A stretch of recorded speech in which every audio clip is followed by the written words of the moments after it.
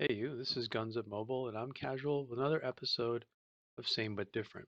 Today we're going to talk about flamers and chems.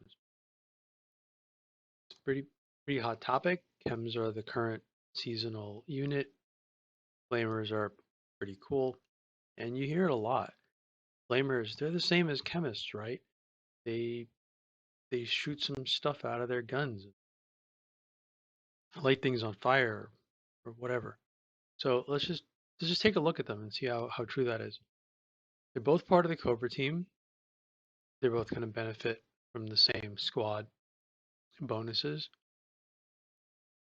And I've got mine kitted out with high caliber rounds and vests, so it's going to alter the stats a little bit. We'll take that in mind. We'll talk about that in a second. Flamers. Flamers are immune to fire and smoke status effects. That means smoke screen isn't going to work on them. They can't be set on fire. Pretty neat. Their masteries are 50% pierce resistance for the first one, and 25% increase to hit points for the second one. So these guys, the third mastery also will daze enemies that are stunned by their fourth skill. It's a very interesting mastery.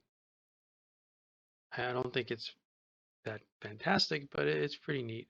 So I just wanted to point out the first two because they're going to, again, interface with these numbers that you're seeing here. And let's talk about that. So at base, they have 3,400 hit points. Now I've got vest on mine, don't forget. And I have 25% from my mastery and another 10% from my squad. So altogether, it's coming out to about 6,100 health. Again, you have to factor in squad bonuses, but right now mine costs 225 energy. You spawn one, and they do 48 damage per hit. Again, I have high caliber rounds. Mine's increased for now. They have 5 ammo in their clip, and they fire at a 0.46 per second rate. Now, that means that they fire about once every 2 seconds, and that's not entirely accurate. The flamers shoot in a volley, so they'll start firing, and then they will empty out their clip, and then they will reload, and they will start firing again. So basically, in about 2 seconds, they will unload their clip of 5 ammo. That's how they work. 3.2 second reload speed. They have a 9 second cooldown spawn time. This is actually after their skill increase of major hustle. So we'll get to that in a second. Accuracy, I guess. Uh, they have a range of 19, which is also affected by their skills. A 19 range is pretty high, actually. It's more than assault. It's more than shock troopers. It's pretty up there in terms of about the same, almost the same as grenadiers, actually. So these are mid-range units, believe it or not. You have 25% ballistic resistance, 60% blunt resistance, 50% explosive resistance, 75% fire resistance, 50% toxic, 25% negative pierce resistance. Now this is after an increase of 50% in my pierce resistance from the first mastery. That means at stock, they have a negative 75% pierce resistance. They're very weak to pierce. This makes them, again, not favorable frontline units, especially at the beginning. Don't have the hit points, and they're very weak to sniper fire.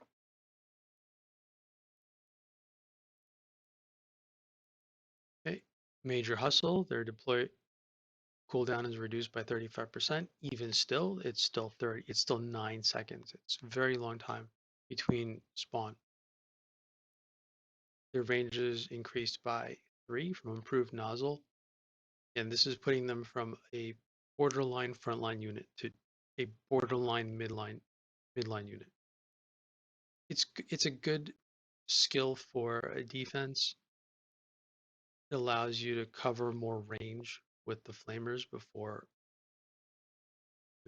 to attack your enemies where they have a chance to fire back. For the most part, most things that are going to kill the flamers are going to be things like snipers, commandos, mercs, anything with range is going to kill.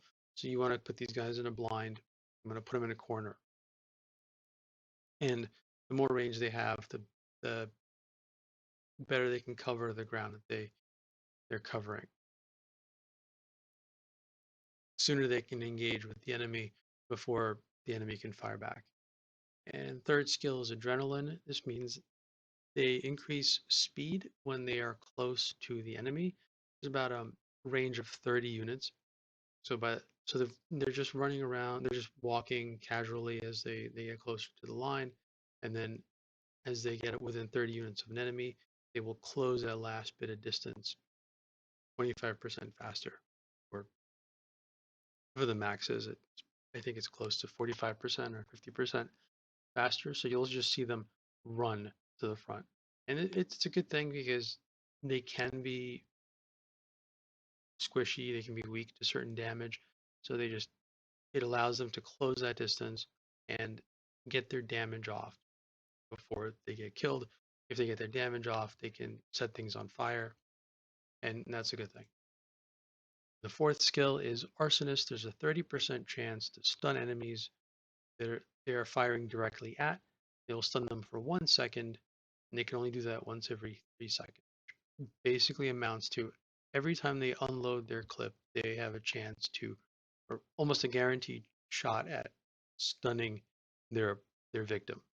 And then by the time that they reload and finish aiming and start firing again, this 3 second cooldown is going to expire and they'll be able to stun their opponent again. So they can't chain stun somebody, or they can't keep someone in a chain stun status, but as they continue to fire, they will continue to stun their target at least once every 3 seconds ish. So you can see here they have a lot of hit points, they have a lot of resistances.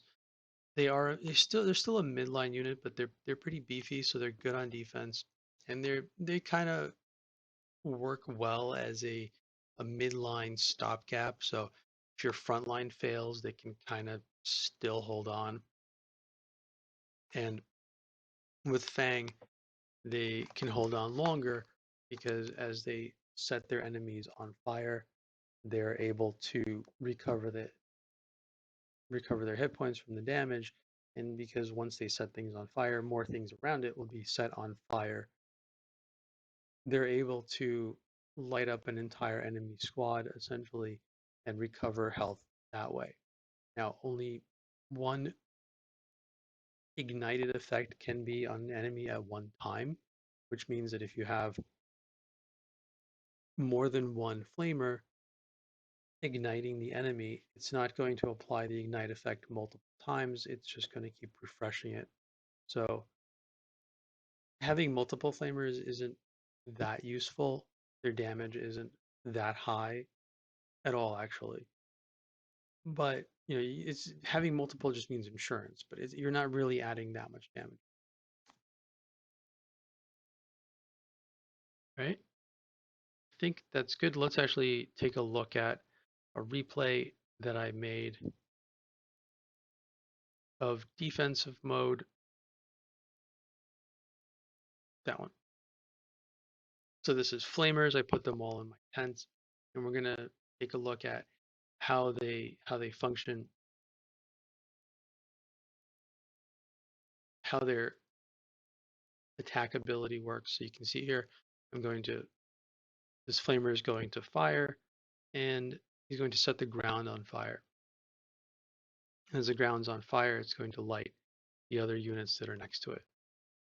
And the units that are on fire are going to light the other units that are on fire next to them as well.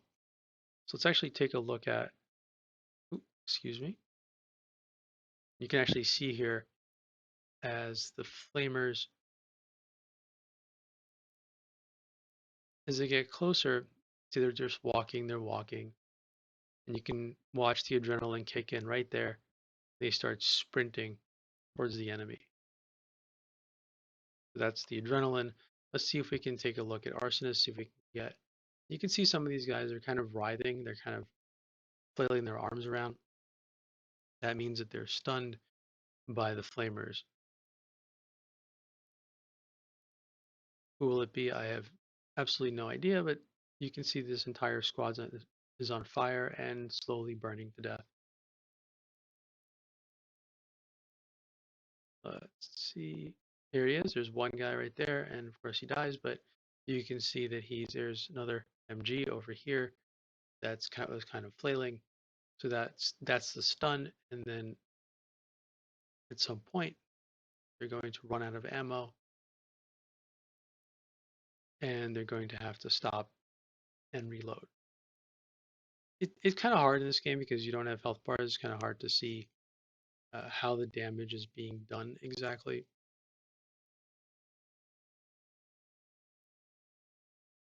or how essentially how they're emptying out their clip with all the CC going around. It's kind of hard to see them them in action, but they're firing and they're slowly. I mean, it says that there's 5 ammo in their clips, but you can see they're continuously firing at this target for a pretty prolonged period of time, setting fire to the ground, setting fire to the enemy and anybody else that walks in. But that's the essence of the flamer. They're single target damage dealers. The way they do area damage is by setting the ground on fire, and that's what ignites the other enemies around that. They can set structures on fire, and if the units walk by the structures, they will also light themselves on fire. If you've ever done a prison break and you've had flamers, they will light walls on fire and then they will burn your entire squad, which is terrible. Okay, but they actually are relatively friendly fire friendly. They really do just hit the one target, and they do set the ground on fire. So they can fire through your guys. Your guys can actually be nearby and see the flames go by and not get hit. It's just if they stand in the fire, in the flames, they can get ignited, or if they standing next to a structure that's on fire, they can get ignited and take damage that way. Yeah, this is looking pretty good. Okay. Now let's take a look at the chemist.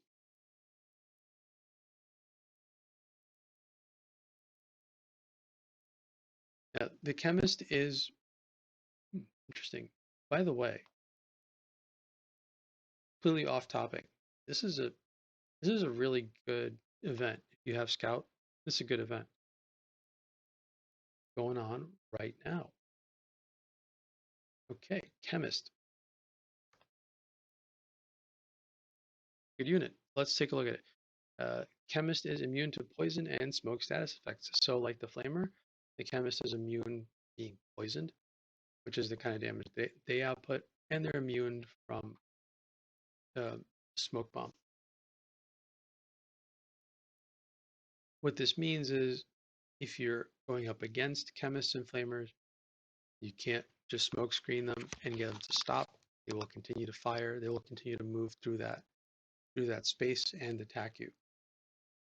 Is it's good to have one on your defense because then your opponents can't just smoke screen your entire stack and fire away. They still have to kind of deal with something that's firing back. First mastery is 50% increased ballistic resistance. There, if you, as you can see here, ballistic resistance is 0. That's after the 50% increase. And the second mastery is, excuse me, second mastery is a 50 energy reduction to their spawn cost. And the third mastery, excuse me, third mastery increases the duration of their poison poison cloud. I I think what that means is when you excuse me, when you use when their fourth skill goes off, there's an explosion, and then there's poison that kind of hangs around in the air. There's also the poison that comes out of the gun itself, which is actually travels like a cloud, kind of like they're passing gas. Uh, so maybe that hangs around for another second. And yeah, and then there's also the poison status effect, which lasts for about a minute on enemies. Yeah, I mean that lasting an extra second doesn't really matter, but if the cloud is actually hanging around for an extra second, it's nice. It's not game changing, but it's very very nice. So let's take a look at their stats. Now I have high caliber rounds on here, so their base damage is about 250. That's also squad bonus increased, so they have improved nozzle, they have increased range of fire, they have necrotic toxin. This reduces the effective health of your enemies. Well, once the enemies are brought down to a certain health, it cannot be that health cannot be regained by medics, and it also can't be regained by fangs. So it's a decent tool against, let's say, commandos who will very often, if you don't kill them outright, uh, will recover all their health to full. So this is pretty good. It keeps them from recovering all that health. And contagion, which increases the frequency of the cough. Now the cough, um, I believe it's every 5 to 10 seconds randomly at base. So with contagion increases to about 50% reduction to that. So you you'll cough between like 2 seconds and 5 seconds, something like that. So it's much, much more often. So it's very, very important skill to increase on your chemist. Okay. Take a look at these stats. They have a baseline health of about 3,000, which is nice. They have a original energy cost of 250, which is reduced by squad bonus, and then further reduced by second mastery, spawn one. So they do 250 damage. Again, same fire rate as the flamethrower, which seems to, I'm not entirely sure what that represents. Uh, they have a magazine size of 16, which means they fire for a pretty long time, pretty long reload speed. Again, a very long spawn cooldown. It's slightly faster than the flamer, but it's still very long. Incidentally, their spawn time in a tent is the same. Chemists and flamers have the same spawn time from a tent. It's just this is the spawn cooldown while you're uh, in raid. Same accuracy. They have a slightly longer range. This actually puts them in the range of Rocketeer. But these are not frontline units. You can see here they have very, very poor resistances to ballistic, to fire. Nobody other than them doing toxic. So, or well, mad scientist, yes, but not really an issue. And or pierce resistant. So not a frontline unit. I mean, flamers are kind of a quasi frontline unit. Chemists are absolutely not a frontline unit. They don't have the hit points. They don't have the resistances. Don't put them in the front line. They have very long range. There's very little you can do about it. If you have, you know, anything else like Rocketeers on your team, they're sharing this. They're occupying the same space, so they're not going to be in front. Your shotgun units are going to be in front, like your bounty hunters and your trailblazers. Your riot is going to be in front. Those are your frontline units, not your chemist. Absolutely, this is a DPS unit, strictly DPS unit, DPS utility unit. Let's take a look at. I have another replay here, which is going to be the chemist on defense. You see, it actually takes a little bit shorter. This is a slightly shorter defense because they do more damage. Pretty much it. You can see they fire their cloud, and the cloud tr- just goes forward and infects everybody who who walks through it. You can actually see them. Can't believe it. This is broken. Wonderful. You can actually see it as the riot walk through. The cloud continues, so it's definitely not just aimed at him. You can see this cloud is going to affect the merc who just walked into it. All these guys, and now because I have my fourth skill, as these guys die, they will explode, they will do damage around them, and they will infect other units in the area. So, what the chemists are really good at, aside from doing a good deal of damage, is completely stymieing your opponent's team. They will poison all of them, and now when they first poison, units will begin to cough, and then they will have their continued cough on a timer. And if you can increase the frequency of that cough, it means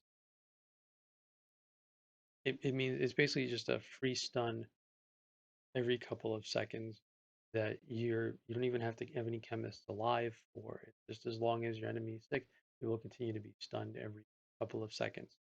Now this is a longer there's a longer cooldown between the stuns than the flamer. The flamer can continue to stun it once every about 3 seconds. But they have to be there and they have to be attacking your opponent consistently, targeting and attacking your opponent consistently. Whereas the chemist, they can fire off their little jet of gas and they can die. And as long as the jet of gas is moving and your opponents are walking through it, they will all become sick. I think that's what they mean by this 1 extra second of duration. As they fire, it just kind of hangs in the air there and allows your opponents to walk through it and become infected. There's also a damage component to this gas, not just the initial component, but as your enemies become sick, they take damage over time, which is about, I think it's something like 66 damage every second.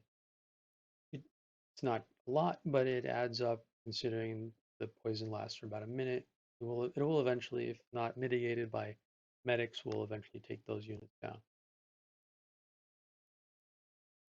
And that's pretty much, yeah, that's pretty much it. They're not very tanky. They will get taken down pretty easily by ballistic fire, by pierce damage, by fire damage. They just got blown up by a rocket. Not ideal, but they do damage. They will eventually whittle down your opponents slowly as they poison them and their health decreases and they can't be healed because of the neurotoxin. Your other defensive units will eventually take those guys down. They're not a good offensive unit because they need to do the damage over a long period of time. So duration benefits them. And on offense, really, you're going in there and you're just trying to kill your opponents as quickly as possible.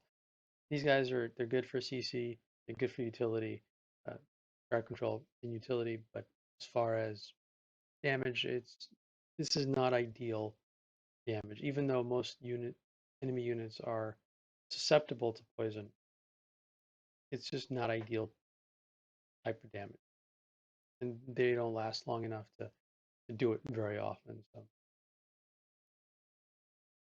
they are viable on offense, just not great on offense. And the same goes for flamers. They're viable. You can take them on offense. In fact, we had an event recently where you had to win raids with flamers on your squad, on your loadout. And so you can, they're very good at actually at taking out commandos in blind. They'll walk up to the commando and they'll just start firing. And they can take the hits well enough and pretty quickly they can, you know, stun the commando and continue that stun because the commando is gonna come out of the stun. He's going to try to take aim at the target. He's going to start winding up his gun. And by the time he basically gets a couple of bullets out, he's going to get stunned again by the flamer. So they're pretty good at that. They do extra damage to commandos, so there is value to them. There's just not a lot of value to them on offense. They're kind of a liability. They set buildings on fire, and your guys walk through them. If you have trailblazers, they can kind of work actually pretty well together because by virtue of them setting the ground and the buildings on fire and the trailblazers walking through that, they start to heal. The trailblazers will start to heal themselves. Fantastic. The same can't be said for the chemist. This is my base. Great. I'm just upgrading some structures here. Got my bunkers in the back. I'm leveling up to 20. Unfortunately, they're taking up some of the slots. So yeah, chemists and flamers. They're same but different. Yep. Thank you for watching.